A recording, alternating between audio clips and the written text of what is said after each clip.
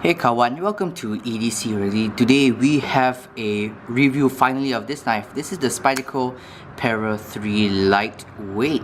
And before we go, a couple of notes. I took a really long time to get this review out, mainly because there are a lot of things about this knife that I love and a lot of things about this knife that kind of annoyed me a little bit, and I want to see, like, over time whether those annoyances kind of disappeared or they became bigger. And just a little bit of a spoiler, over time the annoyances kind of disappeared and I kind of started carrying this knife more and more. Don't get me wrong, still gonna let you guys know what those are when we get into the full review. A couple of other things to mention, do check out my description box down below. I have some promo codes for thomas.com.my. This is where I bought it from, so you can check out that. I also have my Patreon account that you can go and support the channel, and then also my social media information is in the description down below as well. Okay, so without further ado, let's get into some specs. Let's start with the weight. Now this is of course called the Para3 Lightweight, so it's going to be a more lightweight version of the regular Para3. We're coming in at, hold on, zeroize it. There we go. We're coming in at 70 grams, which is right around 2.4 ounces. Really lightweight compared to the previous Para3. Okay, next up, let's measure things up. So in inches, the blade itself, we are coming in at 2.96 inches with a sharpened blade length of 2.6 inches or so. Yeah, right around there, right around 2.65 inches. We have a handle length of, as you can see here, 4.29 inches. We have a blade width of about, right here, the widest part here coming at 1.64 inches, and then a handle thickness of a nice 0.46 inches or 0.45 inches. And then let's not forget the blade thickness right here. We are coming in right about, there we go, we're coming in at 0.1516 inches, right around there. Okay, so without further ado, let's get into the review. Okay, first things first, let's talk about the knife in totality. The knife is a Spyderco. Spyderco is an American brand. This is made in Golden, Colorado, USA Earth, part of their Golden Knives, part of their Golden Factory. And this is a version of a model that is very popular. As you know, the PM2, the Para3 are very popular models from Spyderco, and then they created a lightweight version. I really like this whole trend of making lightweight versions of their knives. They're making the lightweight version of the, or they have, it's already out, the Sage 5 lightweight. We have the Para3 lightweight. I know they're coming up with the Tenacious lightweight if you look at the Spyderco 2020 catalog, and so on and so forth.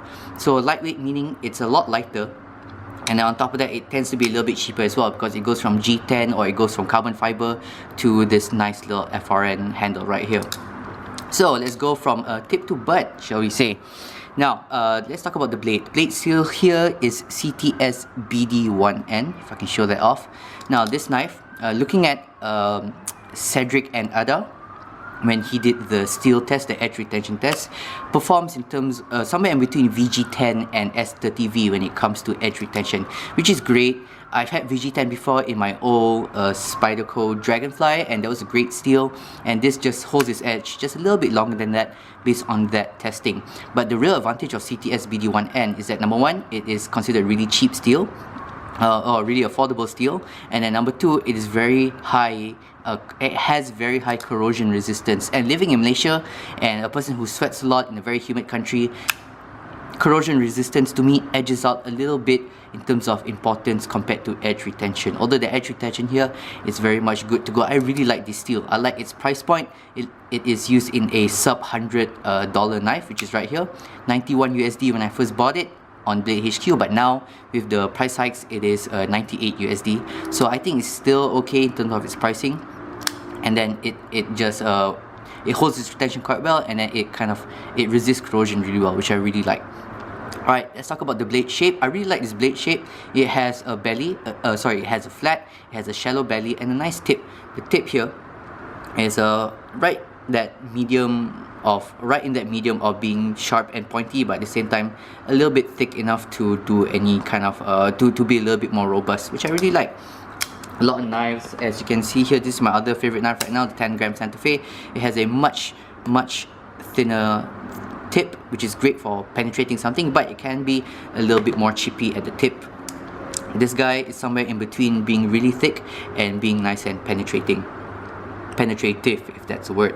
And I really like these kind of shallower blades because it's great for these kind of cuts compared to let's say, no, this has a nice tip as well, and then this also has a nice tip. So as you can see here, I kind of have a preference for knives with very shallow bellies, because my typical way of cutting is any kind of penetrating and pull kind of cuts.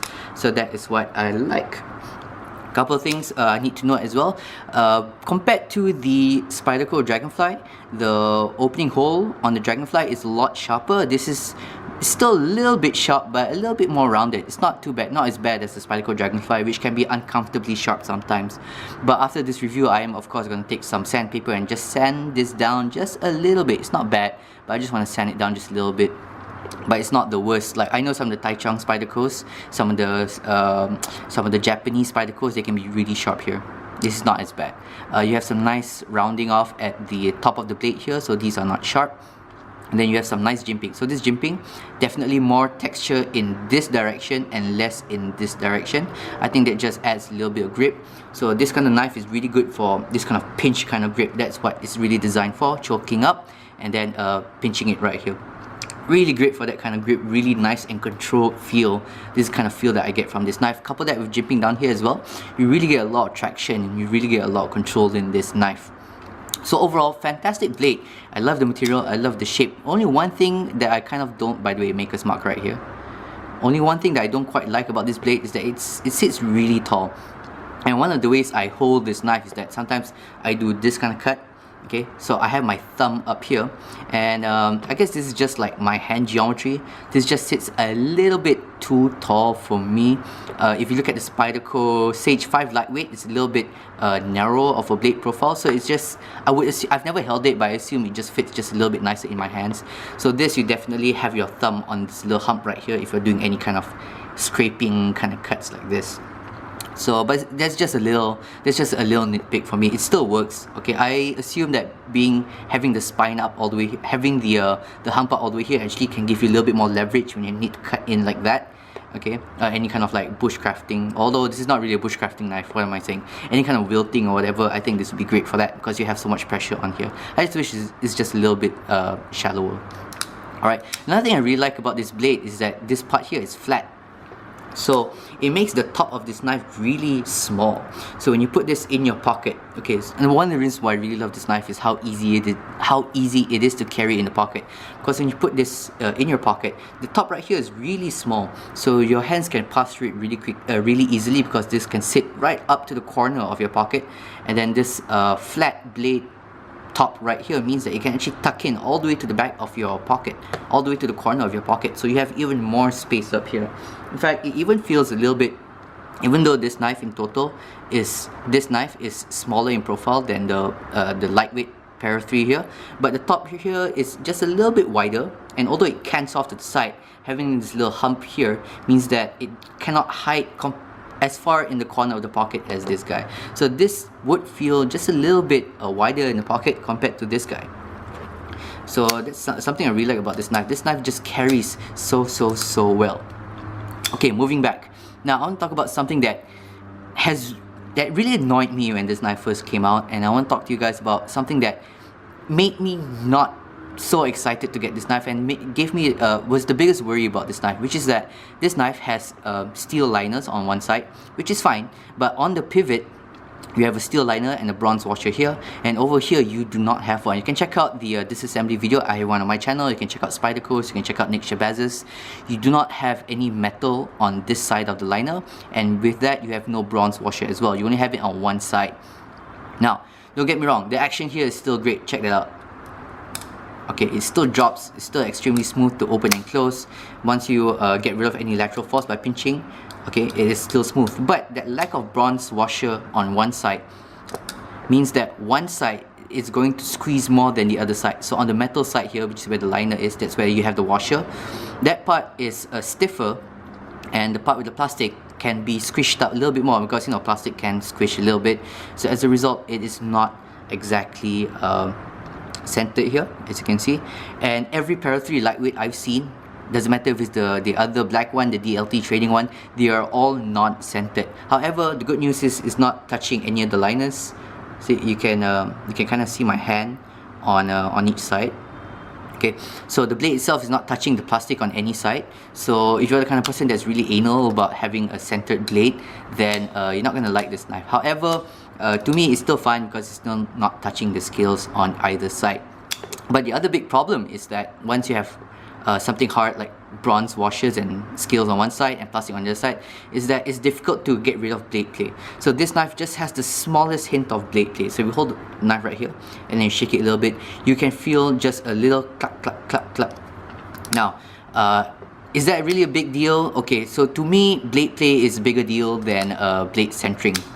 However, the blade play here is so small that I don't care too much about it. I used to care about it a lot more when I first got the knife, but now it doesn't really affect me as much. It's just such a small amount, but that's something that could have been fixed if you just have just a little metal piece right here, which by the way, the metal piece right here is only on this side. If you have a little metal piece right here and then have the bronze washers, I don't think that will affect the weight much at all. Maybe add by another 0.1 or just like 5 or 6 grams, and then you can still have it to be completely as lightweight as it is right now. I don't know, this is something that really annoyed me in the construction, which is why I'm really tempted to get the Sage 5 lightweight, because the Sage 5 lightweight, although not as lightweight as this knife, does have bronze washers on both sides.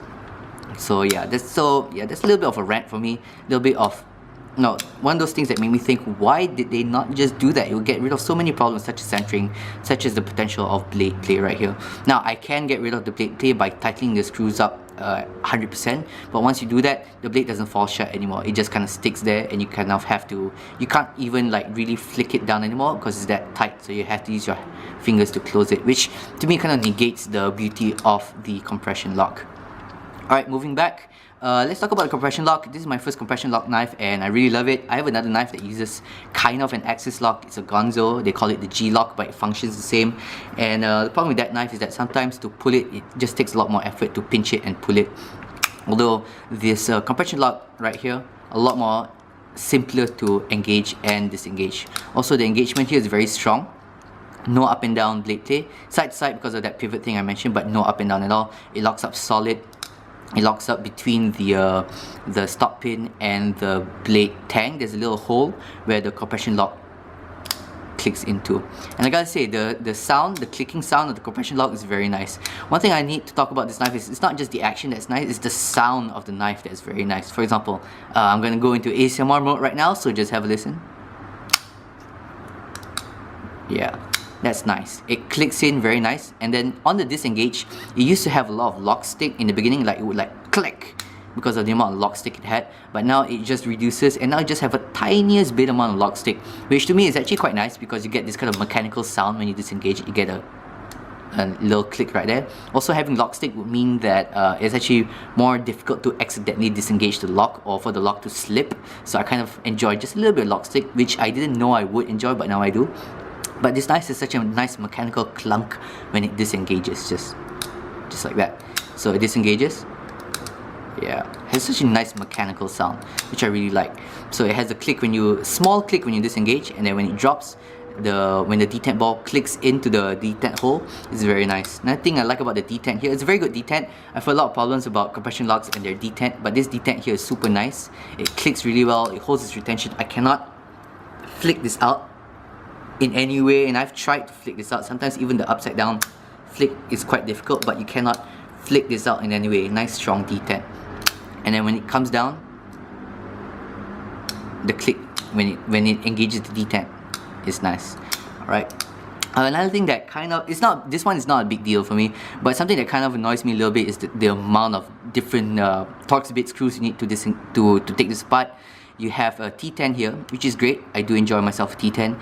T8 here, which is also great. I do enjoy myself a T8 on here and the clip screw. And then you also have the T6 screws that opens up this, this stop pin right here.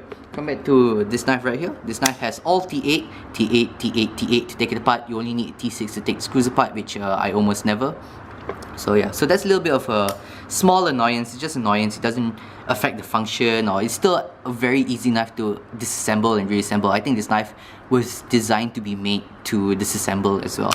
Okay, I just wish those clip screws to take it apart were all at least one size, or at least just two sizes. Make everything T10, T8, T8. I think that would be great. Another small nitpick, so this video has a lot of nitpicks, is that to open up this knife, you open this, you open this, you open this, but then to open it completely, or disassemble it completely, you have to flip it around to the other side. You have to take off the clip screws. I guess if I flip around the clip, it wouldn't be that much of an issue anymore, but you kind of have to disassemble it from two sides if you are a right-hander. You open it here, open it here, open it here, and then flip it onto the other side. Not a big deal. I'm just nitpicking because to be honest, I really like this knife, and I need to justify of things that are not perfect with this knife. Okay, another thing that is not perfect with this knife is the clip. So the clip right here, okay, so I really like the wire clip, and the Spyderco wire clip tends to have a little bit of a hot spot here because typically it's more of a 90-degree angle. I don't have a clip here to showcase that to you, but it's more of a 90-degree angle. This, on the other hand, is completely rounded. Okay, so the bend here is not 90 degrees, it's kind of a semicircle, so it makes it very nice in the hand. Okay, you don't get that hot spot from the clip that I will get from my Dragonfly. And another thing I really love about this is that the clip screws are sitting very low in the clip. So when I wear my jeans that has the thicker seams, it can go all the way up.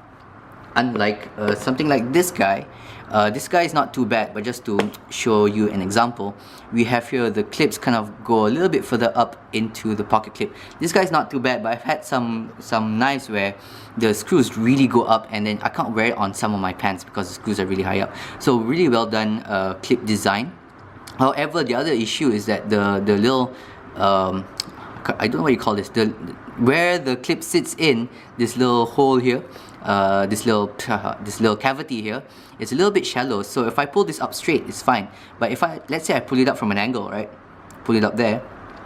As you can see here, the clip starts tilting to one side. Okay, and then I have to kind of push it back in. The clip has never slipped out in my use. As long as I keep the screw tight, this clip has never slipped out. But if you pull it off, maybe you pull it off from a side angle or whatever, when you pull out the knife, okay, it does like tilt a little bit. So yeah, and then you get a little bit of gap here. So normally I just push it in. So now I've gotten used to the fact that I need to pull it up straight, and when I pull it up, and I can't pull it up in an angle, which happens sometimes. See, it goes off to the side a little bit again, and just push it back in. It doesn't matter how tight I tighten the screws, that always happens. So maybe a little QC issue. Okay, let's talk about what makes this knife lightweight, which is the scales.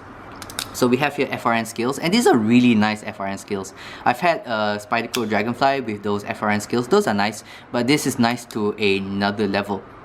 First of which is the texturing. I really like this texturing. In one direction it's very rough, on one direction it's pretty smooth, and then also on the edge here, the contouring you have on the edges here are very nice. It is nice and smooth and matte finish. Everywhere you hold this, you don't get this kind of roughness on the sides here, because over here it's nice and smooth. So in the hand it feels very comfortable.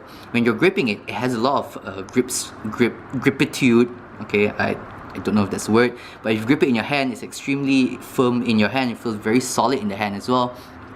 Is there a little bit of flex? There's just the tiniest bit of flex, but even G10 can have flex if you squeeze hard enough. So just a very nice and comfortable grip. You have this nice little Spyderco logo right here, which is where the clip sits on top of. So this is very nice. It means that your pants are not going up and down this little ridged area here, but instead it's going up and down or sliding on this smooth area right here. Now, a couple things that took me by surprise is, number one is just how sharp the inner bits of this FRN here is. So if this is yours, something I would do as well, I would actually take some very fine sandpaper and just round off these edges a little bit. They can be uncomfortably sharp sometimes.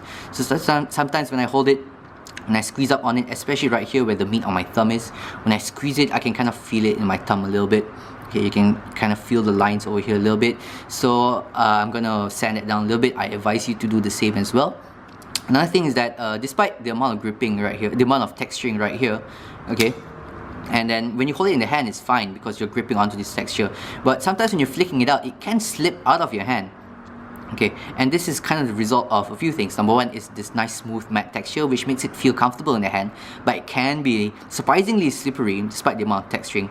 Also, the texturing in the center here, so when I'm holding it, sometimes my thumb is here, right? And then the texturing is rough on this direction, but smooth in this direction. So I can kind of like slip off once I pull it off like that. Okay, I would feel like it would have been better if they maybe reversed the direction of the texturing. I think that would have made it just a little bit more grippy, and then make it even more grippier if it kind of moves in a different direction. Because when you're gripping this knife, if it's gonna fall out of your hand, right, you're gonna pull that way. Okay, so if you want to pull that way, if you have more grip in this direction instead of it being smooth in this direction, then it can maybe hold its grip a little bit. It can hold the texture can hold the grip a little bit better. So if you ask me, I think the texturing is nice, but it's in the wrong direction. Granted, when you're holding this knife like this, using all the finger chores and all that, it grips into your hand really well, especially with all this jimping. But yeah, it's surprisingly slippery, and I've had 3 situations where I have flicked this and then it kind of jumped out of my hand because of the smoothness of the scales here. Now, anything else I want to talk about? We have liners on one side. Sorry, it only has liners on one side. As I already mentioned, it has the metal here and the bronze washers here. It has the liner for the compression lock, but the rest of the knife is FRN. See, there's no metal on that side, and at the bottom of this side, no liners at all, which is, to me, is not that big of a deal. It makes it really light. So the first thing I did when my first impression of getting this knife is when I got it out of the box. When I felt it, I was like, wow, this looks a lot lighter than it should be. Now, mind you, I have knives that are lighter than this knife. I have my Civivi McKenna, but this knife, for its size, you look at it, you pick it up, it's lighter than what you expect for a knife this size to be. And yeah, I guess that's about it. So let's go into the conclusion. The conclusion is that wow, 21-minute video.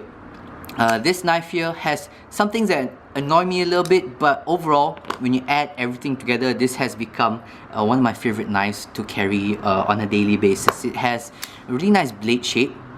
Okay, great usage, great utility for what I use it for on a day-to-day basis. Fantastic fidget factor. The flick, the thumb flick, you can do the compression lock open, you squeeze here, there you go. It's nice and fall shutty.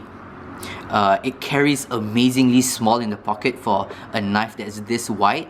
It's not very long, but it's a very wide knife, and it carries really well in the pocket. Like, there are days that I can't believe how small this is in the pocket. Some knives like my Ganzo, for example, it carries just a little bit bigger because of how wide it is at the top. This is very small at the top, and then it can really tuck into the back of the pocket. My first compression lock knife, which I really love, has a really nice clip that has no hot spots, very comfortable handle. And among the bad things is that just those couple of things. The biggest thing is that I wish that it has a bronze washer on the other side that would fix the centering issue, and then it'll fix the blade play issue. I wish it was designed internally just a little bit more like the Sage 5 lightweight with the pivot bushing and the bronze washer on both sides. The clip can kind of get dislodged a little bit. Okay, not that big of a deal. Just make sure you clip is tight and then you kind of push it back into place. And overall, I really like this knife. This is an addictive knife to carry.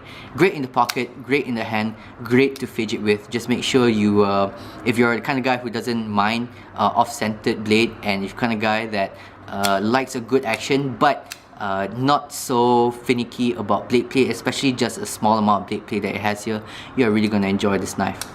Okay guys, that's the end of my review of the of the Para3 lightweight, and thank you very much, and as always, stay ready.